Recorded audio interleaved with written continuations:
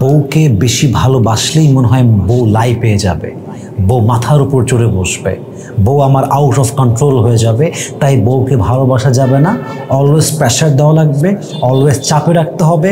কোথাও ঘুরতে নিয়ে যাওয়া যাবে না, ভালোবাসা যাবে না, অলওয়েজ চাপে রাখবো।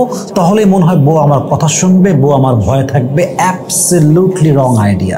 I think this is my personal point of view. I don't know whether you will go to agree or not, but I hope you will go to agree that this is the wrong concept that actually we have created in this society. মাথায় রাখতে হবে, বউ যদি honest হয়, বউ যদি loyal হয়, বউ যদি চরিত্রবান হয়, সৎ হয়, she was honest, she is honest and she has been honest with you all the time, এবং সে কখনো আপনার সঙ্গে চিট করে নাই, বাটপারি করে নাই, মিথ্যা বলে নাই, আপনার হক নষ্ট করে নাই, আপনার সংসারে এসে পরকীয়া করে নাই, সে এক কথায় চরিত্রহীন নারী নয়। তাকে ভালোবাসতে what is your problem? What is your problem? সমস্যা কোথায়? এটা সমাজের দেওয়া কনসেপ্ট যে বউকে ভালোবাসলে বউ লাই পেয়ে যায়। কেন লাই পাবে? কেন? একজন বউ যদি চরিত্রবান হয়, মাথায় রাখবেন, একজন বউ যদি চরিত্রবান হয়, আদর্শবান হয়, ভালো বংশের মেয়ে হয়, তার মা যদি ভালো হয়, সেই বউকে যত বেশি ভালোবাসবেন, সেই বউ মাথায় চড়বে তো বহু দূরের কথা, সেই বউটা আপনার জন্য জীবন দেওয়ার জন্য প্রস্তুত হয়ে যাবে। ঠিক কিনা বলেন? অনেক পুরুষ এটা আমরা বুঝি না। আমি সেই পুরুষকে সবচেয়ে অধম মনে করি যে পুরুষ একজন অনেস্ট ওয়াইফ পেয়েছে, পবিত্র ওয়াইফ পেয়েছে, অনেস্ট ওয়াইফ পেয়েছে, লয়াল ওয়াইফ পেয়েছে, কেয়ারিং ওয়াইফ পেয়েছে, সব জানে যে আমার বউটা পবিত্র, চরিত্রবান, চিট করে না আমার সাথে। এত কিছু জানার পরেও যে স্বামী তার বউকে মূল্যায়ন করতে পারে না, কসম করে বলতে পারে এর মতো অধম, অযোগ্য, নিকৃষ্ট স্বামী আল্লাহর জমিনে সেকেন্ড আর কেউ হতে পারে না। ঠিক কিনা বলেন? মাথায় রাখবেন, আপনার বউ যদি অনেস্ট হয়, লয়াল হয়, চিট না করে, তাকে ভালোবাসার ক্ষেত্রে কোনো প্রকার কোনো স্কোপ ছাড়বেন না।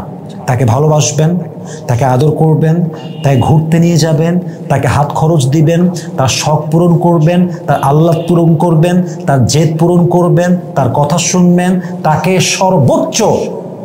সর্বোচ্চ ভালোবাসবেন। এতে করে আপনার সংসারে বরকত দিবে কে? আল্লাহ। শুধুমাত্র সংসারে বরকত আসবে তা না, আপনি আপনার মনের শান্তি খুঁজে পাবেন, আপনার বউ শান্তি খুঁজে পাবে, ঘরটা জান্নাতের বাগান হবে।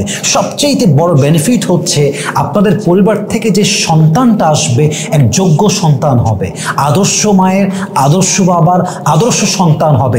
এমন একটা প্রজন্ম আপনি তৈরি করবেন যে প্রজন্ম শিখবে যে বউকে ভালোবাসলে, চরিত্রবান বউকে ভালোবাসলে বউটা আউট অফ কন্ট্রোল হয় না, বউটা অবাধ্য হয় না, বরং পুরুষ যদি একজন নারীর সঠিক যত্ন করতে পারে, সঠিকভাবে ভালোবাসতে পারে, ওই নারী একটা সুন্দর প্রজন্ম গিফট করতে পারে। ঠিক কিনা বলেন?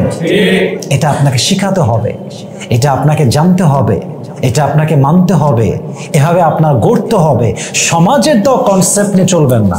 মাঝে মাঝে নিজের মাইন্ডসেট দিয়ে ভাববেন যে এটা কি আমার আদৌ করা উচিত, এটা কি আদৌ আমার জন্য করা যায়, এটা কি আদৌ বাস্তব।